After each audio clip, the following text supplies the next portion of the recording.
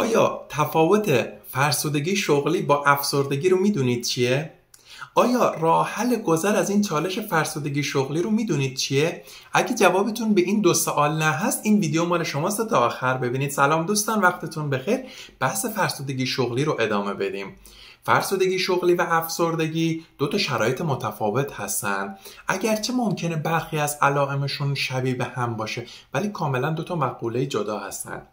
فرسودگی شغلی مرتبط با شرایط کاریه و به خاطر فشارها و استرس‌های کاری در محیط کار اتفاق میفته. عمدتاً به شغل و محیط کار مربوط میشه و در سایر جنبه‌های زندگی فرد تأثیر کمتری داره. سومین موردی که وجود داره اینه که اغلب با علائم فیزیکی مثل سردرد، مثل مشکلات گوارشی، بیخوابی همراه هستش. چهارمین گزینش اینه که افراد ممکنه هنوز از فعالیت‌های غیر شغلی خود لذت ببرن و از روابط شخصی هم استقبال بکنن. پنجمین موردی که وجود داره تغییرات در عملکرد شغلیه و الا در جنبه‌های دیگه زندگی فرد عملکرد قابل قبولی داره. اما افسردگی وضعیت روانیه که میتونه به هر چیزی ربط داشته باشه و نهایتاً بر کل زندگی اون فرد تأثیر میذاره. علائم افسردگی میشه افسردگی ژنرالیزه، کاهش انرژی، احساس بی‌ارزشی، کاهش علاقه به فعالیت‌ها، اختلالات خواب و اشتها هست، مشکلات تمرکز و تصمیم گیری هست، افکار منفی و نهایتاً افزایش اضطرابه. گزینه بعدی تأثیرات افسردگی بر روی همه جوانب فرد مشخصه، از جمله روابط شخصی، عملکردش و سایر فعالیت‌ها.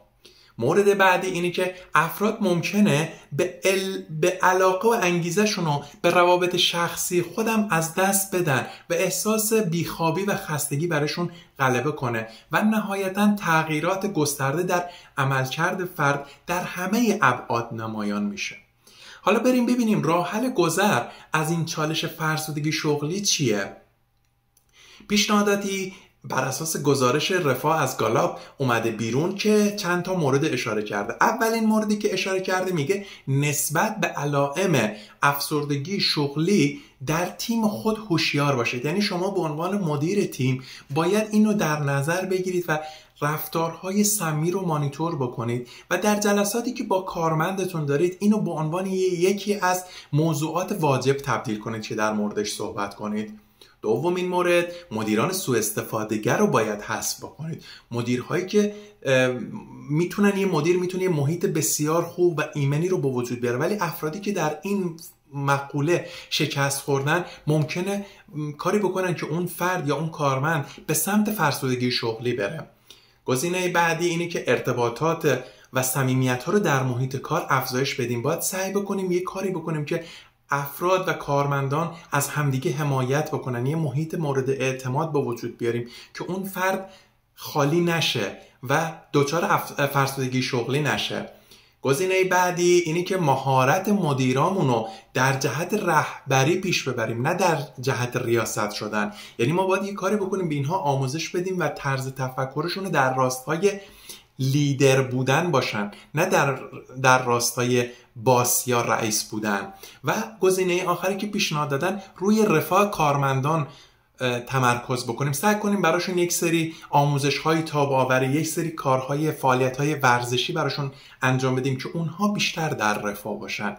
گزینه بعدی که میتونیم انجام بدیم اینی که بیایم مثلا براشون مدیریت استرس بکنیم به وسیله یوگا، مدیتیشن، روش هایی که وجود داره. بیایم سعی کنیم اینها رو بهشون یاد بدیم که مدیریت استرس بکنن. گزینه بعدی پشتیبانی اجتماعی است، یعنی به واسطه همتیمیا، به واسطه خانواده اونها رو حمایت بکنیم تا احساس خالی بودن نکنن. توسعه مهارت‌ها گزینه بعدیه، یعنی فرد باید روی مهارت الانش و جدیدش تمرکز کنه که اعتماد به نفسش بره بالا و دچار فرسودگی شغلی نشه. گزینه بعدی بحث استراحت مناسبه، تغذیه مناسب، ورزش بکنه و خوب بخوابه. نهایتاً در بدترین حالت مراجعه به مشاوره هستش. زمانی که دیگه خیلی موضوع مزمن و حاد شده باید بریم پیش مشاور و از اون راهنمایی بگیریم که با تکنیک هایی به ما کمک بکنن. ممنون، متشکرم.